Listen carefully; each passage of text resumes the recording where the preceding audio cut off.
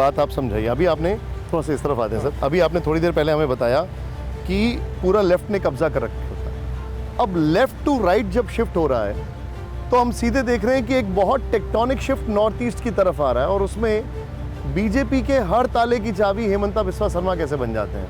देखिए, ऐसा नहीं है, आप खुद जानते हैं, हम लोग कार्यकर्ता है, लेकिन लोगों का जो विश्वास है, आस्था है, ये प्रधानमंत्री का ऊपर है। और प्रधानमंत्री का जो एक नॉर्थ ईस्ट को सम्मान देने का उन्होंने जो काम किया है, जैसे देखिए देश में नेहरू जी भी प्रधानमंत्री था, कभी असम का गमछा उनका गले में किसी ने देखा? इंदिरा जी भी था, मनमोहन सिंह जी असम से प्रधानमंत्री था, लेकिन क्या आपने देखा कोई ऑफिशियल फंक्शन ने उनको गमछा लेते हुए? तो हम तो पूछ सकता हूं ना कि भाई आप हम आपको 18 साल संसद बनाया, लेकिन आप जो दिन वोट लिया आपने तो गमछा पहन के भी वोट ले सकता था। We would have been happy. तब हमें ये मालूम नहीं था कि उसका एक मीनिंग होता था। लेकिन जब प्रधानमंत्री जी वैक्सीन लेने जाता है गले में गमछा लेके, तब क्या वो व्यक्ति का ऊपर लोगों का सम्मान नहीं होगा?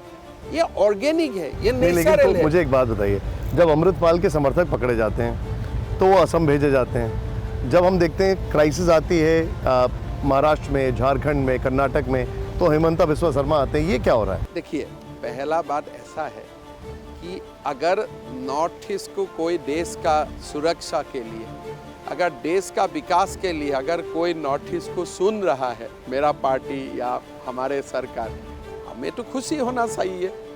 हर दिन आसाम को हेडलाइन। अब हम थोड़ा वहां पर चलते हैं क्योंकि आपसे हमें सवाल पूछना है टी को लेकर। एक चाय को लेकर एक चर्चा बहुत मशहूर चल रही है। दो मुख्यमंत्रियों के बीच में बहस हुई। आइए सर प्लीज बैठिए। और ये सवाल बनता है कि अरविंद केजरीवाल के घर आप चाय पीने कब जा रहे हैं? जब ही सिटी आ जाते हैं। लेकिन आपने तो कहा है कि वो जेल में बंद करने की धमकी दे रहे हैं, मर्द जैसी बात। देखिए, उन्होंने एक नया कल्चर बनाया, वो बड़ा कायर जैसा। दिल्ली विधानसभा में वो प्रधानमंत्री जी का खिलाफ, हमारे खिलाफ भाषण देता है। उनको मालूम है कि विधानसभा में अगर भाषण देते हो किसी का खिलाफ, इन एब्सेंसिया स्पीकर टू भाषण देने अलाउ नहीं करना चाहिए। फिर भी आपने दिया, आप जानते हो आपका ऊपर डिफामेशन नहीं है। तो मैंने उनको बोला, भाई अगर आप एक्चुअली आपका अंदर में कुछ है, if you think that you are a capable chief minister, यहाँ आके रिपीट कीजिए वो एलिगेशन। असेंबली में बोल रहा था कि मेरा खिलाफ कैसी केस है, मैं तो नहीं जानता हूँ मेरा खिलाफ में कोई केस है भारत में, तो आप रिपीट कीजिए, केस नंबर दीजिए। और हेमंता जी, क्या ऐसा है कि अरविंद केजरीवाल उन्हीं मुद्दों को उठा रहे हैं जिन मुद्दों को बीजेपी उठा करके बहुत हद तक लोगों के मन में बैठी है? उसमें एक बड़ा मुद्दा हिंदुत्व भी है। पहले अरविंद केजरीवाल जिस तरीके की सियासत करते थे, अब में बड़ा फर्क आ गया है। और इसी से जुड़ा मेरा सवाल ये भी है कि आपके लिए हिंदू राष्ट्र का मतलब क्या है? देखिए, पहला बात है, केजरीवाल हिंदू हो ही नहीं सकता है। जो हिंदू का बात हमें करता हूँ, हमारे लिए हिंदू एक बहुत विशाल शब्द है। जो आज देश को जो भी मिला है वो हमारा हिंदू संस्कृति से ही मिला है। लेकिन आपका, जैसे आपने सीए का समय में आपने जो विधायक लोग आपका जो काम किया, थोड़ी दिन पहले आपका ही विधायक, आपका ही मंत्री हिंदू समाज का खिलाफ जैसा सबका व्यवहार किया, आप कैसे हिंदू हो सकता है? आप चुनावी हिंदू हो सकता है।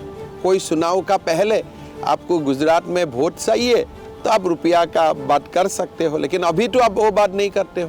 तो मतलब आपने कह दिया कि वो सुल्तान है, मुगल है, हिंदू नहीं है।